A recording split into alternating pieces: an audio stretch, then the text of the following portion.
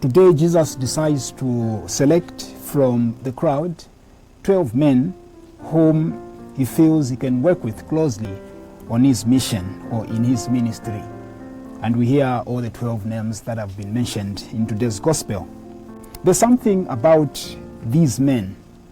First of all, he does not call them because they are perfect. They have their own flaws, they have their own weaknesses. He calls them simply because they are human beings that he feels he can mold into the kind of instruments that he feels can be effective. So, when we are called to be part of the mission, Jesus calls us so that we stay with him, so that we live with him, so that we learn from him. He becomes our master. He becomes our teacher. Okay, that's why Jesus is called the rabbi, because he's a teacher.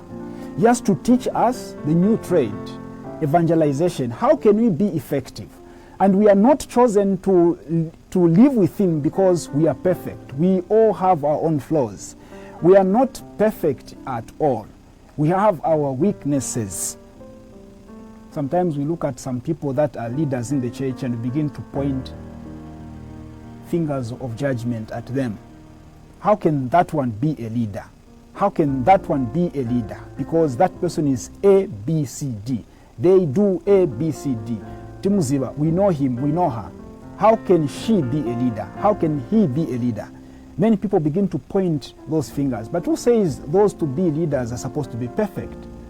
Of course, they are called to live exemplary lives. They are called to live a holy life just like everybody else, even if you are not a leader. But then Jesus does not point a finger at those that are imperfect that he calls. He just calls them as they are. And he begins to mold them. He begins to form them into what he thinks and feels is going to help him. Is going to be effective in the mission. And that is ourselves. He calls us as we are. He calls us with all our weaknesses, but he begins to shape us, begins to give us the tools that we need for us to be effective. What is important on our end is to be open to what Jesus is giving us, to be open to the transformation that we have to undergo, because sometimes we can be rigid. Sometimes we want to get into the mission with everything all the baggage that we are carrying from our old life. When we are called to be part of the mission, we have to leave our old baggage so that we begin to be transformed into something new. So rigidity becomes like an obstacle. We have to be flexible. This is something new. And so we must be open to learning new things. Now, Jesus does not just call us so that we live with him and that we learn from him. There's a purpose. There's something. Jesus is calling us so that he can send us. To be sent out there and become ambassadors. To be sent out there and become his disciples or his face. Maybe we can better put it that way. We become his face to others, to society.